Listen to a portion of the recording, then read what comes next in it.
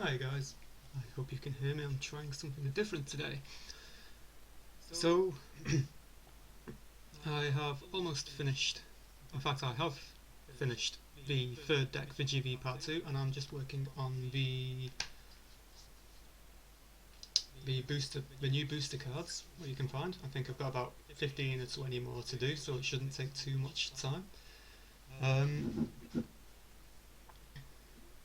there is a slight change with the whole core cards, and I know for a fact that because they come in the starter pack, which has got the core of death and the core of light, and then there's two more in the booster packs, the core of war and the core of ether, and then there's also a fifth core coming out in GV Part 2, which is going to be in the third deck.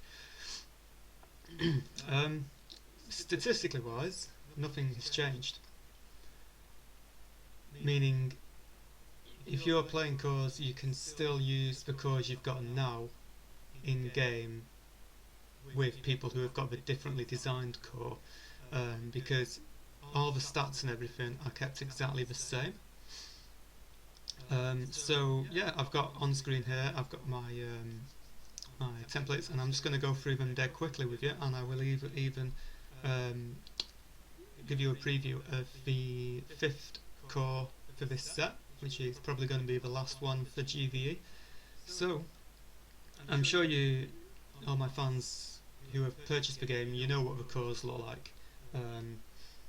I would find one, but I really can't find one. They're about somewhere. Um, so I'll just show you on screen what the new one looks like.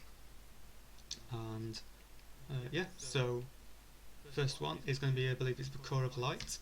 So yeah, there's the new design.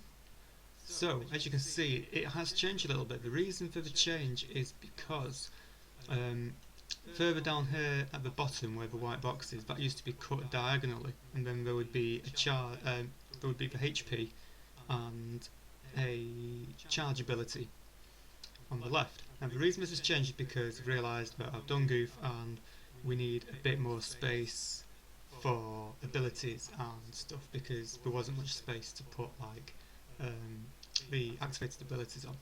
So therefore I've made these two, and they do look very similar to other cards in the set. Do you know the way the ability boxes work? And the only major difference really is that this is gold rather than red. And also the HP, your starting life is up here as well, which is attached to the rarity box. So as you can see, everything, all the text in the card is exactly the same as the old version. So this is why you can use this and then play against someone who's using the old version, and there won't be a problem with it. So this is the core of light. On the left here you've got how many charges you need to use this ability. So obviously if you've got 5, you can take 5 off and recover 500 health to this core. And then the way you charge this core is simply by both players putting units into play, and then you can charge it. So this is quite a tanky core.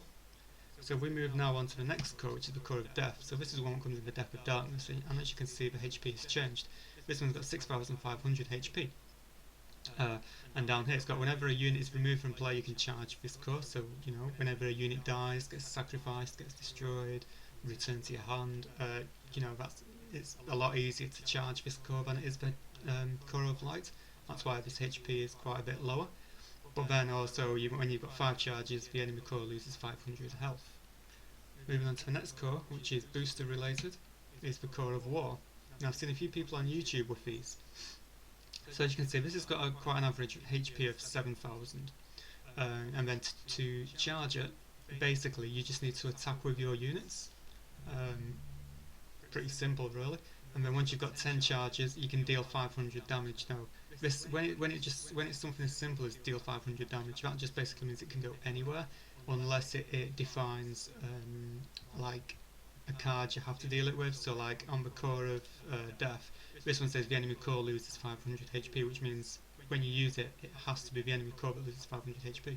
Whereas the core of war means deal 500 damage, that can be anywhere, so you can send that to the enemy core, or you can send that to an enemy unit, or one of your units if you like. Moving on is the blue core, which is the core of ether. So it's got 7,000 health, so it's on par with the core of war. Charges blue element, and then it says whenever you successfully play an action card, you can charge this core. So it's a little bit harder to use because obviously it's only focusing on you, and it's only when you play an action card, not a response card or anything like that.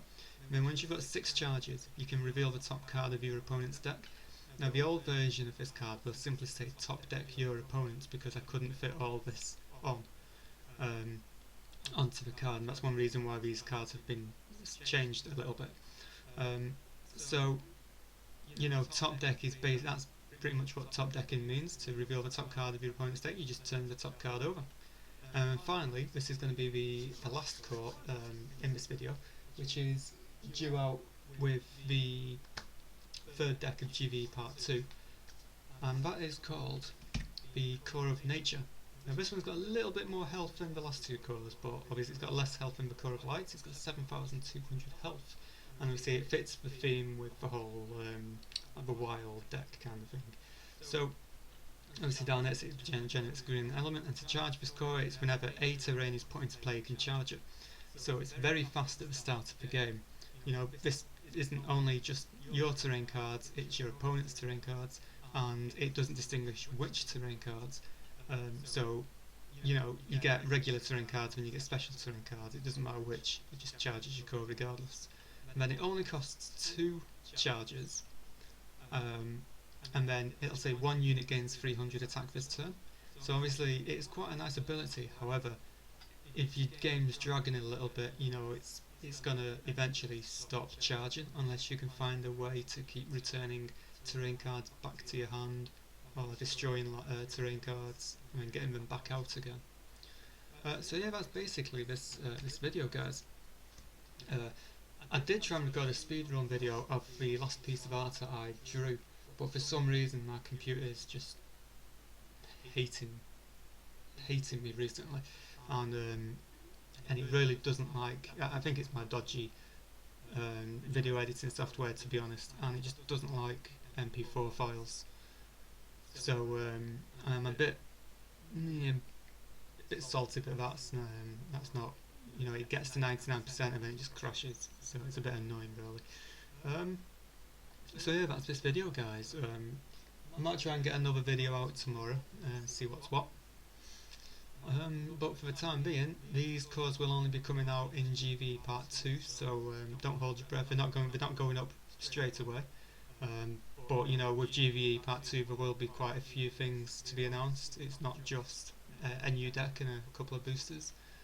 So you know, it's taken me a short while, and I just want to try and get everything perfect. Alright guys, so thanks a lot for watching, and I shall see you in my next video. Ta-da!